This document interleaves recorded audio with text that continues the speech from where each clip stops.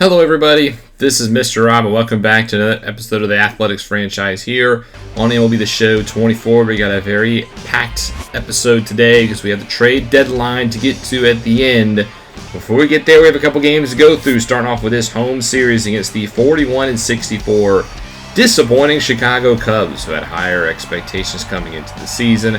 I know we can't talk too much because we're 32-73, but you know, that is the truth.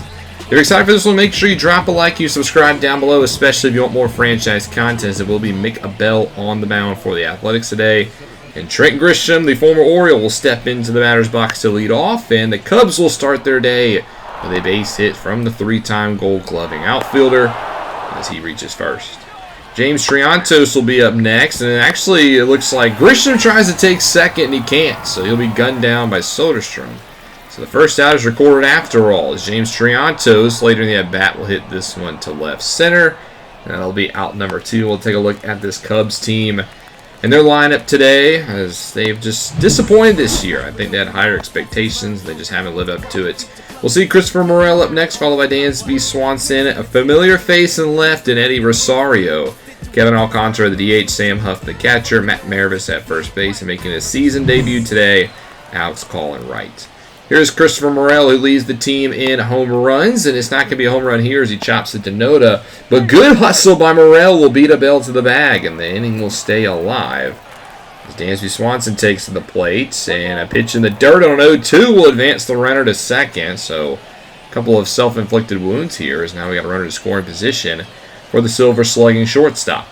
Full count pitch, and Swanson will chop this to third, where Wilson will play it, and that will end the first after a little bit of some shenanigans.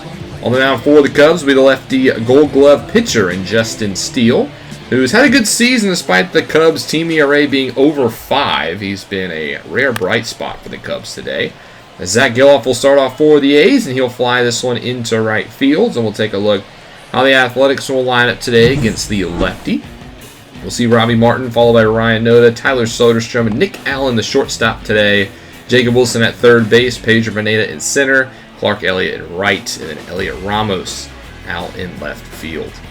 So here's the DH, Robbie Martin, hitting .258 now on the season. And on the first pitch he sees, he'll rip this one down the line and fair. It'll land on the chalk, roll all the way to the wall.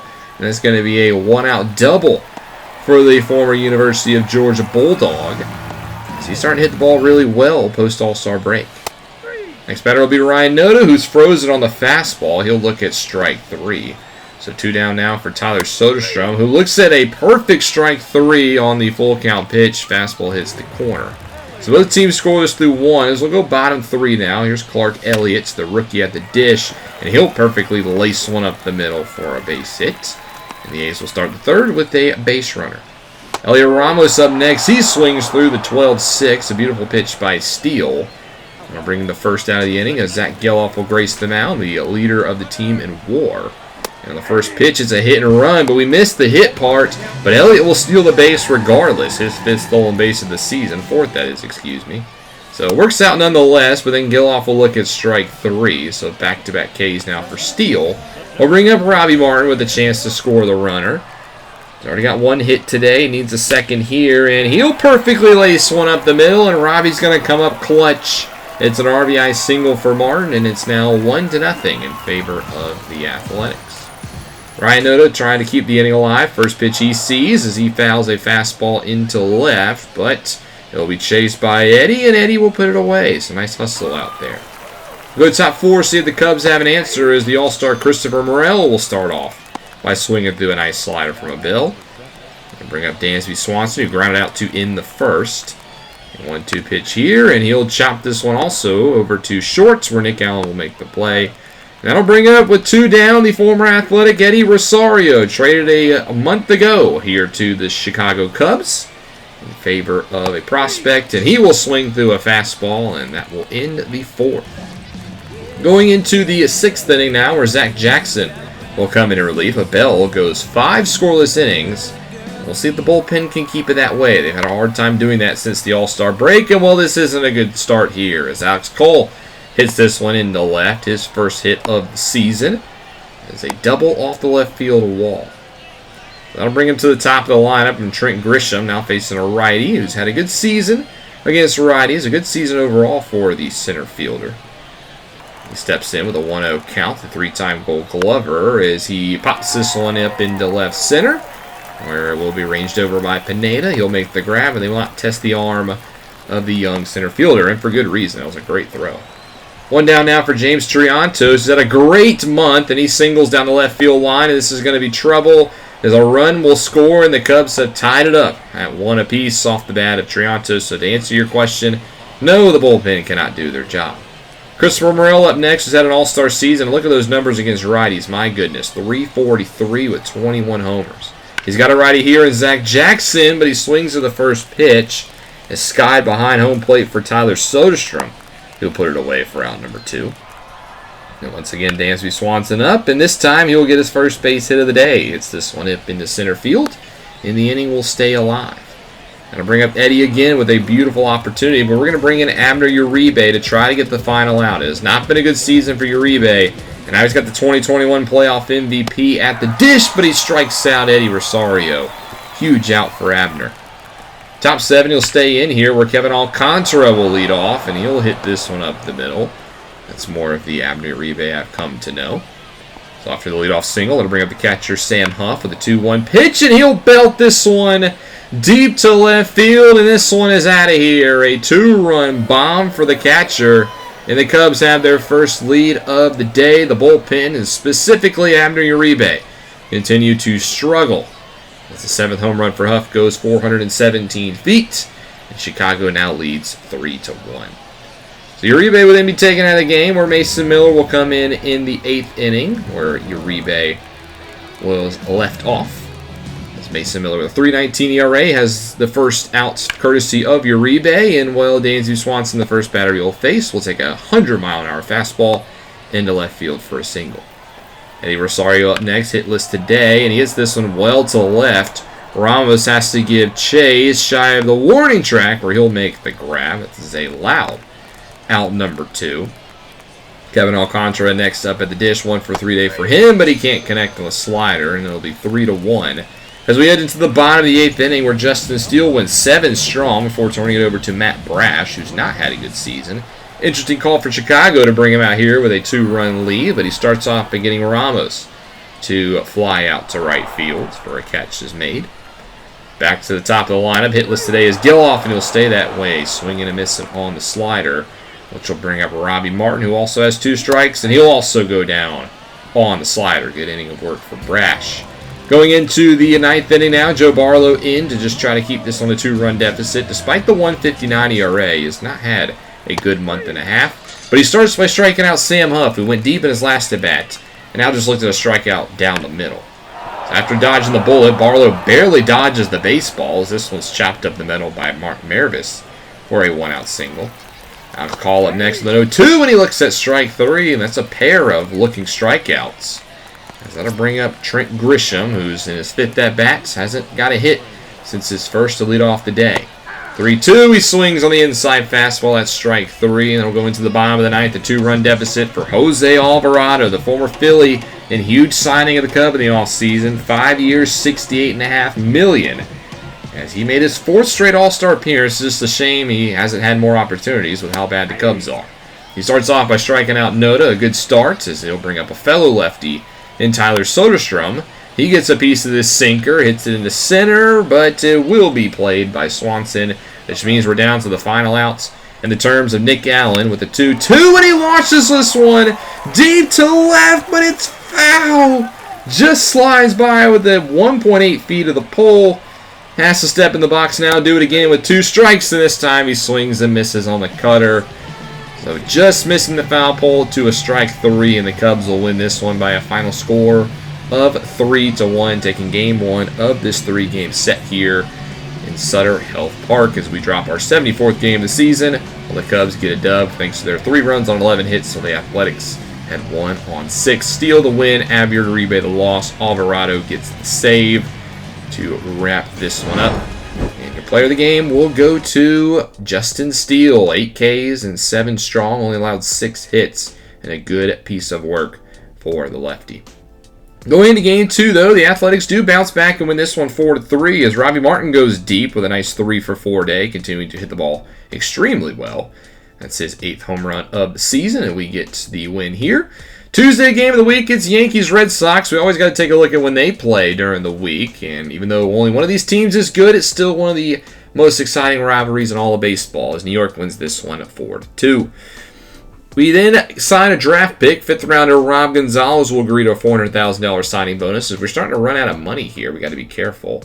But then we get some bad news in game 3. Robbie Martin breaks his ankle, so in the stretch where he's been playing his best ball, his season might have come to its end. Martin just breaks his ankle.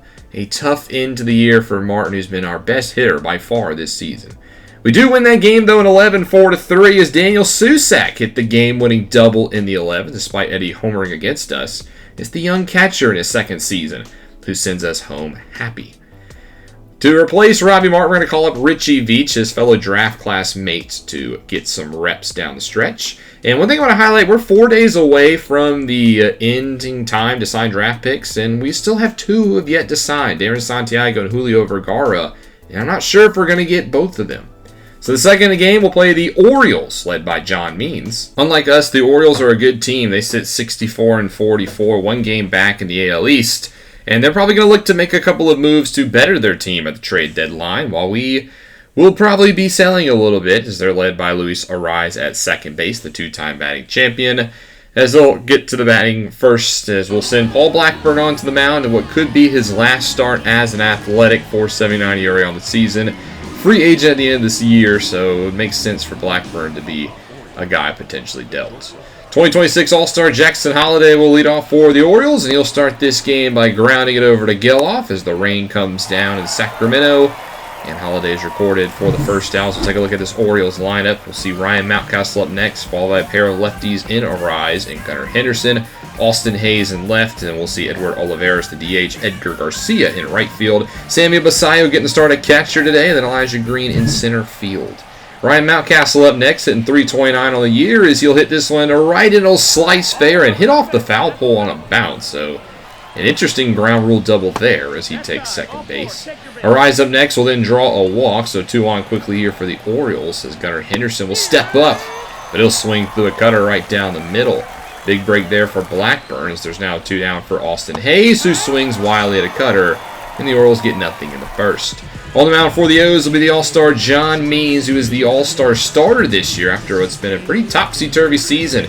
He was traded from the Orioles 2 years ago to the Phillies, traded from the Phillies last year, the deadline, to the Guardians, and then re-signed with the Orioles in the offseason. So it's all come full circle for him, as he'll start his day against Zach Geloff, another guy we've seen in potential trade rumors for the Athletics.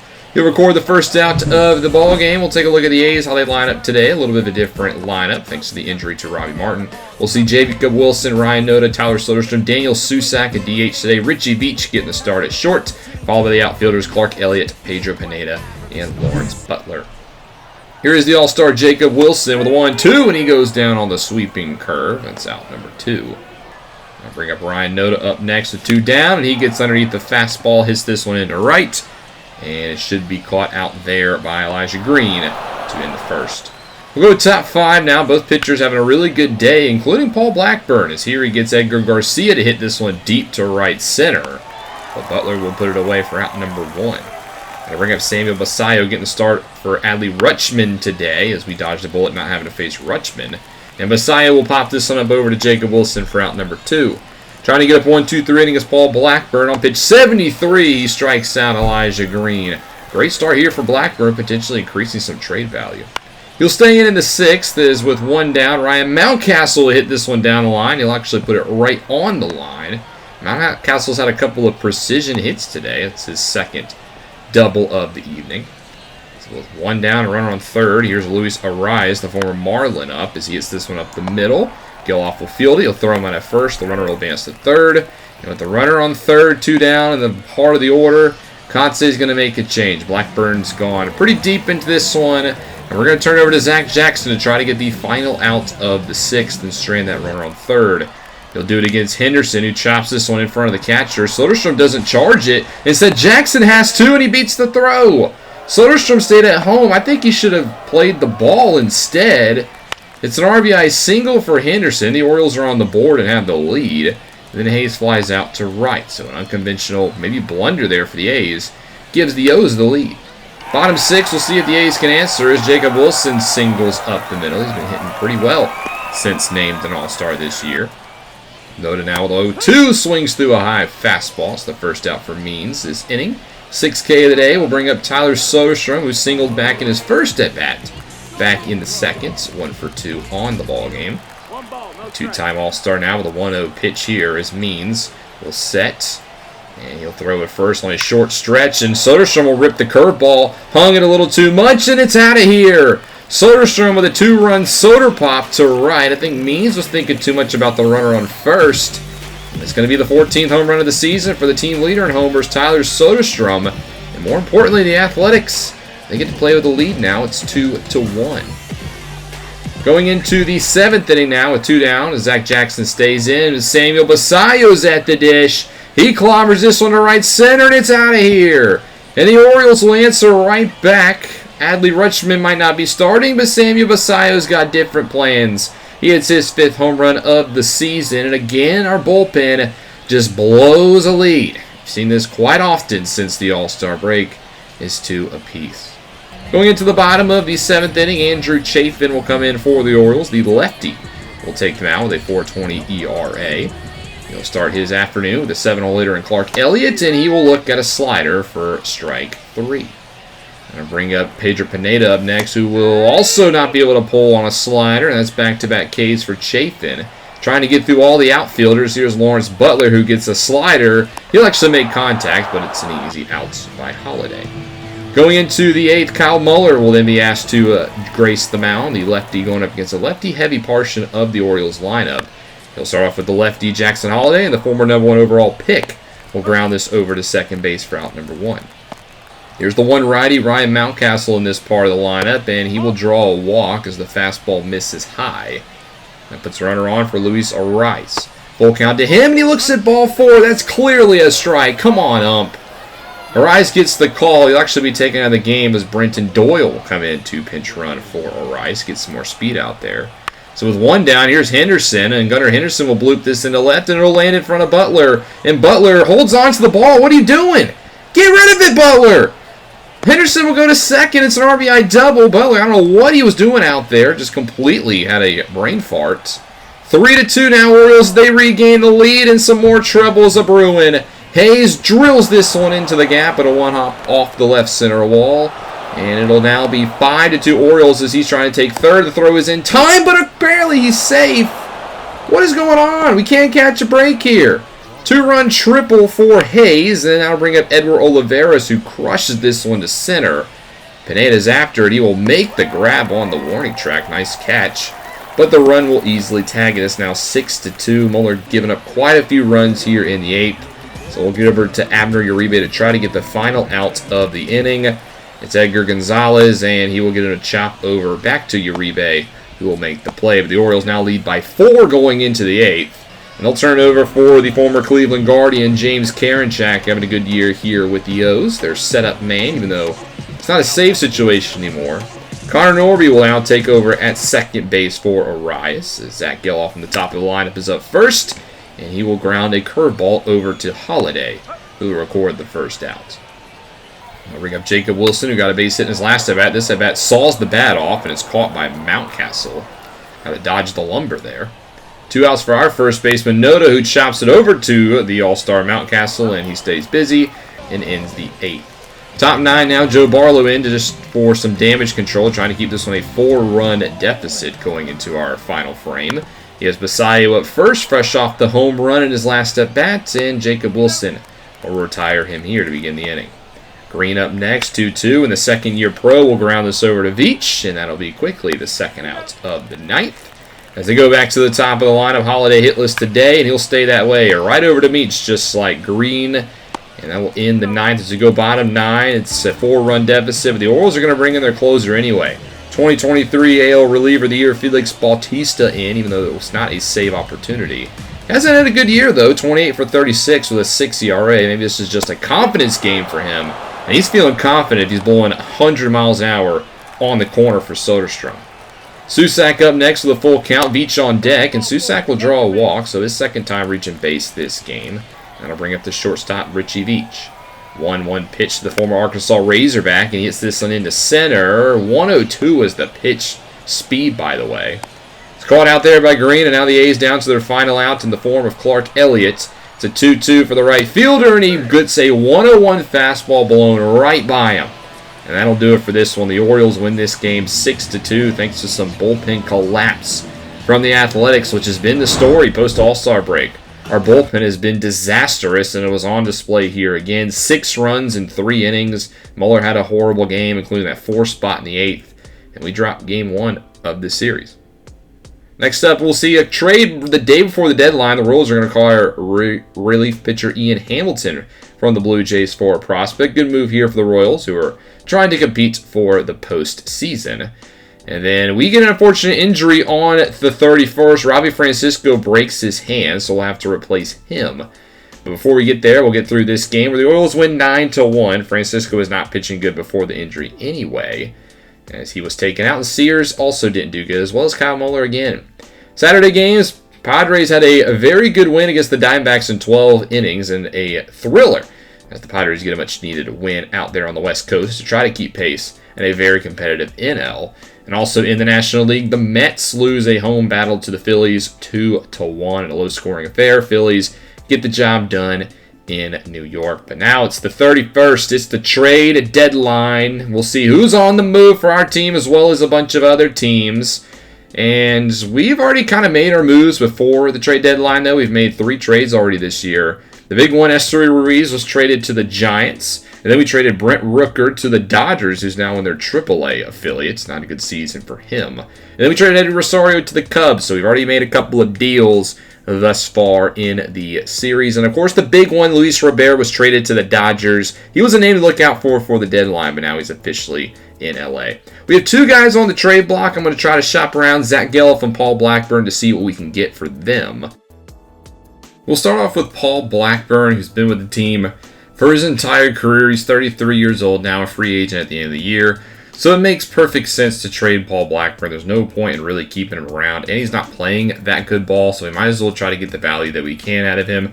There's 3 teams currently interested, the Rangers, the Cardinals, and the Mets, and one would actually bite on a pretty good deal for Paul Blackburn, and that is the St. Louis Cardinals, who are going to trade us A.J. Puck and Garrett Hampson. Now, Puck is the reliever we could be looking for. He's 31. He's a lefty. He's pretty solid, having a good year for the Cardinals, but they have a deep bullpen. And he's under contract for 2 more seasons, so we can actually hold around Puck. On the other side, you have Garrett Hampson, who's been on a minor league contract with the Cardinals, hasn't touched the majors this year. Free agent at the end of the season. He's a super utility guy, though, so he could help out in that regard this year. But he's just kind of a rest of the year fill-in. And with that, we're going to make the trade. Paul Blackburn to the Cardinals for A.J. Puck and Garrett Hampson. I'm excited to get A.J. Puck. I think he could really help our bullpen out, not just this year, but if we keep him around going into Las Vegas, he can be the premier bullpen guy. And then Garrett Hampson, like I said, just a kind of super utility guy to flesh out the rest of the year, especially with Robbie Martin hurt. And the Cardinals get another veteran arm in Paul Blackburn. They've been very aggressive with beefing up their bullpen the past couple of seasons, and they get another guy here. Zach Geloff was the other name on the trade block, and I decided to put him out there because I'm scared of the potential and overall going down in those big -5s. And with a couple of years of team control still left, I was wondering, is the market good on Zach Geloff? There were a couple teams interested. You had the Padres, Marlins, and Brewers, but ultimately there was not a trade that I liked. So Geloff will stick around. And with that, we'd only make 1 trade at the All-Star break, or at the trade deadline, that is.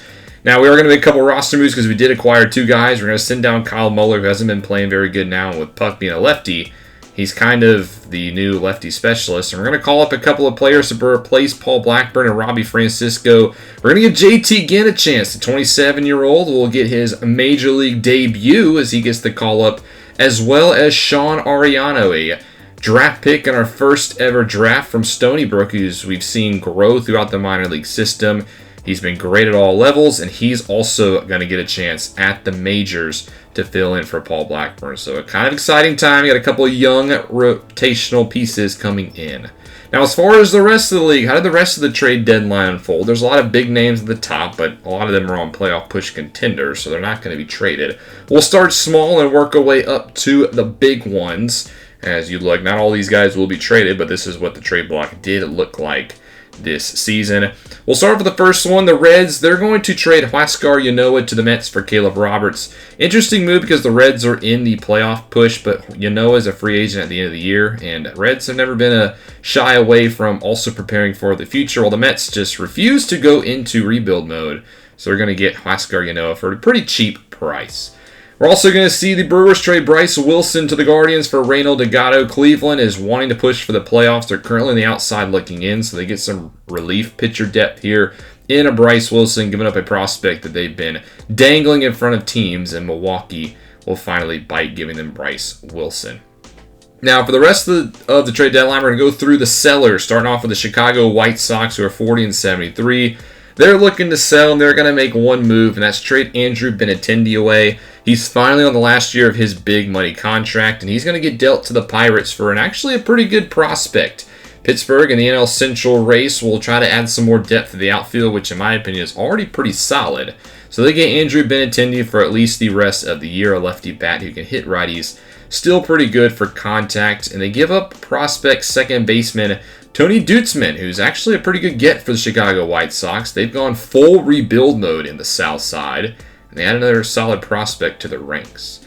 He is the 84th best prospect in all of baseball. The next team that was selling was the Washington Nationals. They're 37-75, the worst team in the National League with the Rockies, and they got two players that are looking to deal. Riley Adams and Jonathan Loaisiga are the two players at the deadline. We'll start with Riley Adams, the catcher who is going to go over to San Francisco for Luis Toribio, and relief pitcher Tristan Beck gives the Giants some more depth at the catcher position, especially with Joey Bart never really living up to the hype. It gives San Francisco another pretty solid bat who can also spot start in case Blake Sabol needs a day off, or if they just want a DH and catcher the duo.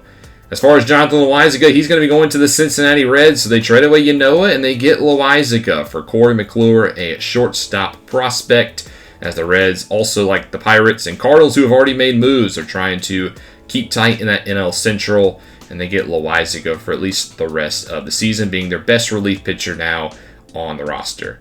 So the Nationals get three prospects: Luis Toribio at first base. They get Tristan Beck, the 30-year-old, at the relief pitcher spot, who will probably join with the Major League club, as well as Corey McClure at shortstop. A pretty solid get, I would say, overall for the Nationals. Now, the last team that is selling at the deadline is the Detroit Tigers, who are 52-61, and they are actually going to sell. They were exciting last year at the deadline, and this year is no different. Right now on the trade block, they have one guy listed, and that's starting pitcher Josiah Gray, but he was not the only pitcher traded. The first move they would make would be with our division rival, the Texas Rangers. They trade Reese Olson to Texas for TJ Antone, Yerry Rodriguez, and Ken May, so they trade one pitcher to get three, and the Rangers get a pretty solid 27-year-old in Reese Olson, who still has a couple of years of team control on his deal, so we'll see him in the future with the Rangers, while the Tigers get three pitchers in return. TJ Antone, who's been the closer for the Rangers up to this point, who's 33 years old. They also get Yerry Rodriguez, a 29-year-old starting pitcher, and then probably the prize of the deal, Ken Mays, who's 23-year-old, 80 overall, and a solid guy who could be the Tigers' closer in the future. The second trade's the biggest one of the deadline. They trade Josiah Gray and Matt Manning to the St. Louis Cardinals. The Cardinals get two starting pitchers, but they're going to give up Jordan Walker back to the Tigers, a blockbuster deal at the deadline. The Cardinals officially upgrade their starting pitching rotation, but what at the cost? Matt Manning is a good pitcher, but he's a free agent at the end of the year, as well as Josiah Gray.